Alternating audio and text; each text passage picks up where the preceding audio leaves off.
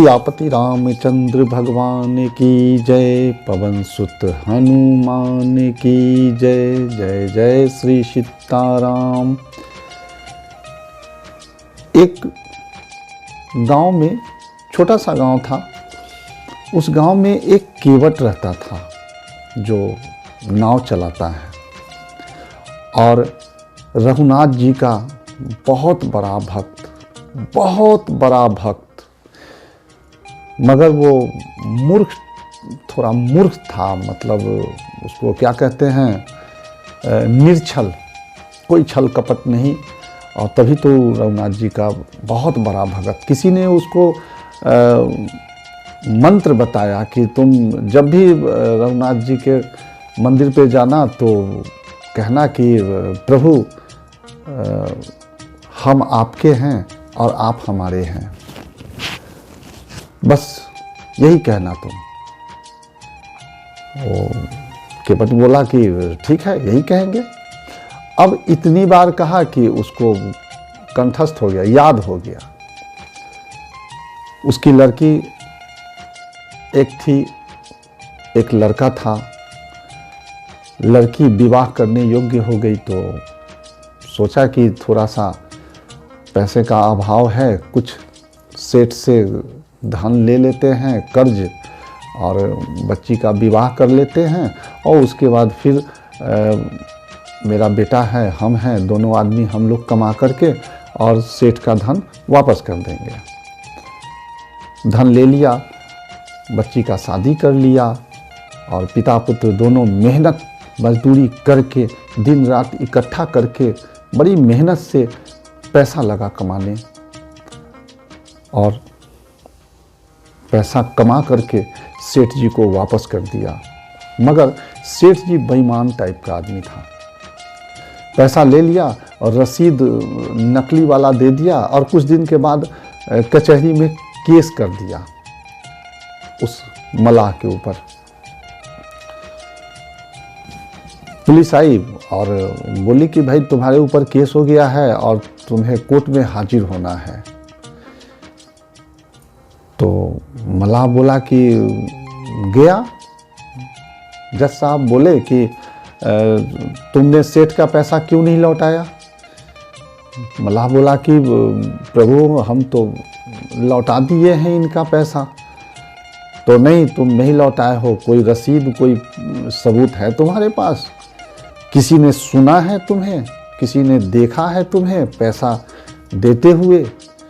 तो जी जी जी जी देखा है प्रभु। तो जिस समय तुमने पैसा वापस किया था कितने लोग थे? तो मलाह ने बोला कि साहब 3 लोग थे, एगो हम थे, एगो रघुनाथ जी थे और एगो सेठ जी थे। जज साहब बोले कि ये रघुनाथ जी कौन है? मलाह बोला कि हम जिनके यहाँ रहते हैं वही हैं रघुनाथ जी। अब जज साहब ने एक सम्मन जारी कर दिया कि भाई रघुनाथ जी को गवाही में बुलाया जाए।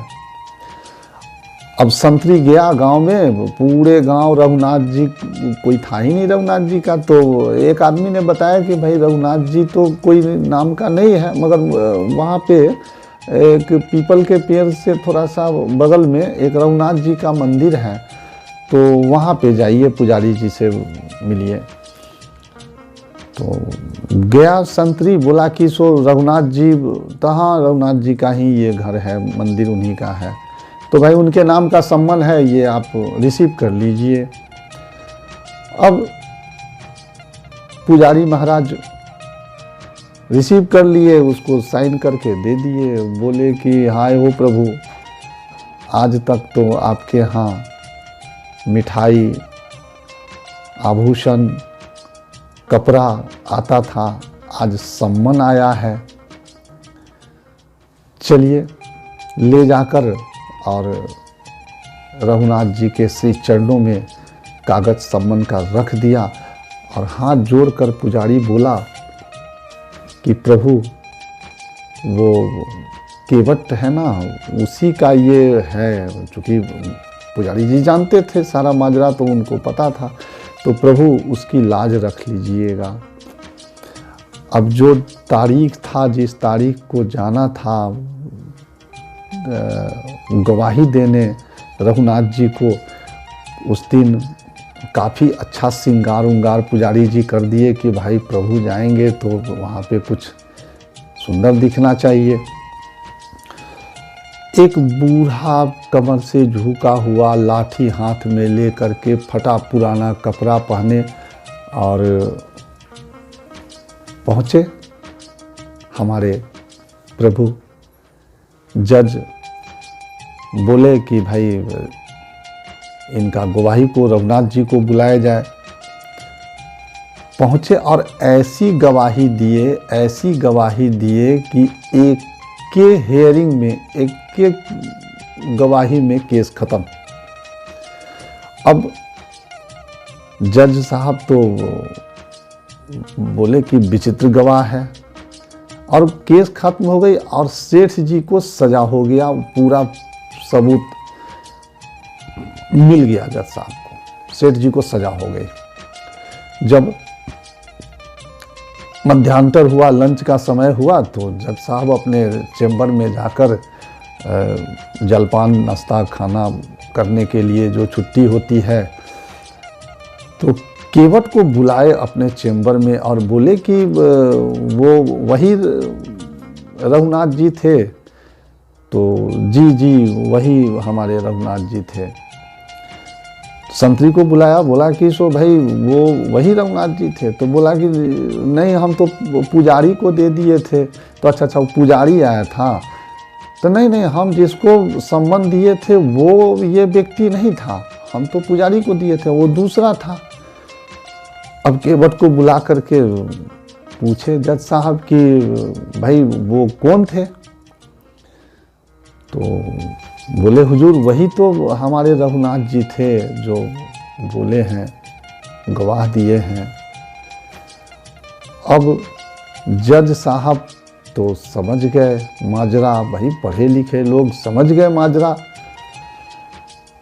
काम उसी समय जज साहब छुट्टी ले लिए और चले गए घर पे, और घर के अंदर दरवाज़ा बंद करके और रोने लगे, कस कस के रोने लगे। घर में जज साहब की माँ आई, बूढ़ी माँ, बोली कि बेटा क्या हुआ, क्यों रो रहे हो? जज साहब बोले कि माँ, जिसकी अदालत में सब कोई खड़े रहता है, जिसकी अदालत में सब कोई जाकर गवाही देता है, और आज मैं कुर्सी पे बैठा रहा और रघुनाथ जी समझाते रहे, हम खड़े होकर प्रणाम भी नहीं कर पाए उनको। तो माँ बोली कि बेटा कोई बात नहीं है, कोई बात नहीं है बेटा। अब जज साहब को मन शांति नहीं हो रही थी। बोले कि ना, ये तो अपराध हो गया, भगवान खड़े रहे और हम जज के कुर्सी पर बैठ करके और उनका सुनते रहे। उस दिन से जज साहब को ऐसी भक्ति चढ़ी कि वो बैराग ले लिए और चले गए वृंदावन।